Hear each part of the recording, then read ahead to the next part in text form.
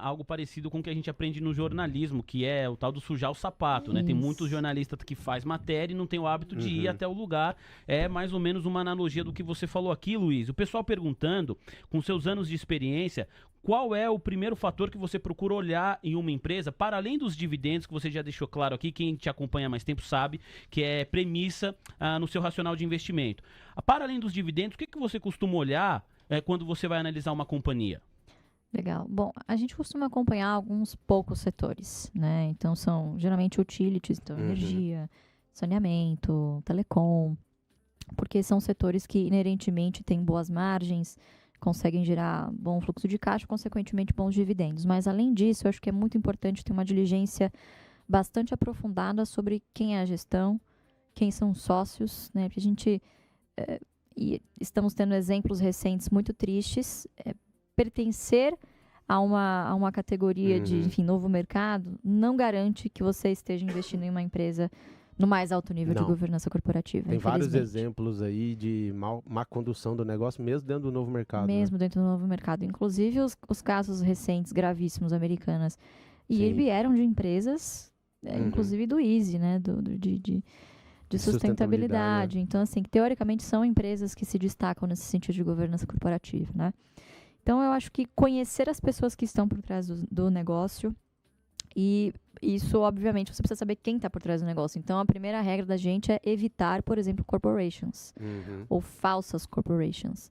A americana é uma falsa corporation, na verdade, ela tem um dono, porque 38% de posição, você elege praticamente o conselho que você quiser, é o conselho que vai tomar as decisões. É um nome bonito, acionista referência. Exatamente, né? O acionista de referência. Então, a gente gosta de empresas com controle definido, porque eu sei de quem eu vou cobrar a conta se alguma coisa der errada, eu sei quem eu estou capitalizando caso a empresa necessite. Então, você consegue construir um relacionamento. Então, é um business de você construir relacionamento com os gestores e com os controladores também da empresa, né? E meu pai fez isso muito bem, foi operador de mercado, então é bastante conhecido e busca conhecer sempre novas pessoas, enfim, e se emaranhar mesmo, conhecer gente não só da alta gestão, mas outros níveis abaixo também, porque às vezes quando você está na fábrica, você está sentado lá no refeitório, você conhece o nível de gerência, por exemplo, e o cara às vezes te confidenciar alguma coisa normal, coisas de dia a dia da empresa. Você começa a puxar o novelo e vai descobrindo você começa a puxar outras coisas. Então, a gente gosta muito de analisar, por exemplo, quanto tempo, em média, os colaboradores têm de casa. Sabe? Coisas assim, para você tentar mensurar qualitativamente coisas que não estão no balanço. Qual é realmente o clima de trabalhar aqui? Então, eu sempre uso isso como exemplo. A Klabin é uma que a gente visitava sempre, continuo visitando, sou conselheira fiscal lá hoje, mas é um relacionamento de anos, desde a década de 80, que só se fortalece, graças a Deus. E, cara, você chega na fábrica, você consegue almoçar no chão da fábrica, sabe? Assim, uma limpeza, você vê o zelo dos colaboradores, falam assim, enche a boca para falar da empresa. Pô, eu trabalho aqui há 15 anos. Eu trabalho aqui há 8 anos. Você sabe que ele vai dar o sangue ali para fazer a performance da companhia acontecer. Exatamente. Né? Então, é uma companhia que investe muito na educação, né, dos seus colaboradores. Então, eles formam bons técnicos que farão carreira lá. Então, assim, você consegue perceber quando o negócio é genuinamente bom, né? Obviamente que essa tarefa ela demanda algum tempo. E tem que demandar tempo. Afinal, assim, a nossa intenção é receber dividendos, portanto, a gente concentra em poucas e boas empresas. Para eu concentrar, eu preciso ter a confiança necessária naquele negócio, porque eu vou comprar, muito provavelmente, as mesmas empresas por anos. Então, você precisa de uma investigação bastante aprofundada nesse sentido, né? Que no final do dia, se você não entender o que a empresa faz e não souber, depois dessa investigação aprofundada, escrever em um parágrafo o que essa empresa faz, o bom analista é aquele que te convence no primeiro parágrafo, cara, não com os números. O número vai só embasar a tese de investimento que ele está te contando. Até porque o número você pode criar o caminho que você está procurando. A contabilidade, ela conta uma história, né? Você precisa saber, obviamente, delinear qual é essa história. Então, se você não conhecer a empresa profundamente, o negócio intrinsecamente, né?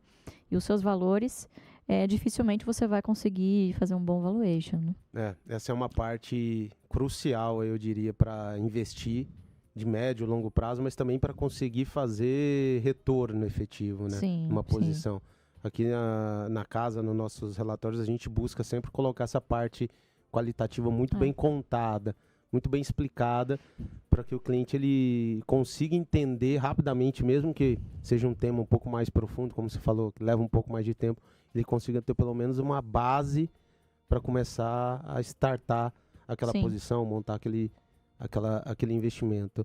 Quando vocês entram numa posição, depois de feito toda essa diligência, esse cuidado, vocês já entram de uma vez, a posição vocês vão colocando devagar, montando em tranches.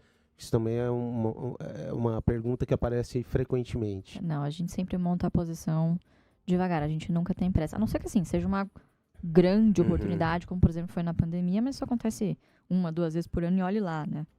E uma vez a cada 5 nessa magnitude. Então, a gente prefere sempre ir devagar e sempre ir montando uma posição. E a gente gosta de ir por metas em quantidade de ações. Então, sei lá, eu quero chegar a 0,1% do capital, e quantas ações é isso, tal, e vai acumulando ao longo do tempo. Você vai dividindo no tempo, isso. até para e vai usando o fluxo de dividendos também, né? Porque não são todos os meses que caem dividendos. Alguns meses são mais concentrados que outros. Não é sempre que no mês que cai o dividendo vai ter a boa oportunidade de preço. Eu vejo a interação de vocês lá na GF com os clientes lá, é muito legal, vocês colocando, caiu hoje, vocês postam lá, bem legal isso. É legal porque, para quem está começando, o mais importante no início é o hábito. Investir tem que se tornar um hábito. Sim. Então, você determinar algum dia da semana, e ter aquele aporte, abrir o home broker quando você tiver uma decisão tomada, compra, fecha, cara, vai trabalhar, vai fazer as suas coisas. Notícias, né? É até bom você se manter informado, mas o seu comportamento como investidor, ele vai ditar muito mais o seu resultado do que as próprias cotações. Então, quanto mais você cultuar, né, meu pai sempre fala, né, sobre cultuar o ego, o patrimônio ele cultua o ego, e de fato, todo mundo fica feliz quando algum investimento sobe. Mas no frigir dos ovos, o que vai pagar os seus boletos é a renda que esse patrimônio vai gerar. Inevitavelmente, para você gerar renda de qualquer tipo de portfólio, você precisa de, como eu disse no início, tempo. Né? Então, isso demora um certo tempo para começar. Para quem está começando pequeno, a gente já rodou assim, vários estudos, mas em média, né, nesse tipo de empresa que a gente costuma investir, entre 6 e 7 anos, você já consegue, em dividendos, em média por mês, o equivalente ao que você aporta. E daí para frente, pensa só, você praticamente está dobrando o seu poder de aporte. Quer dizer, metade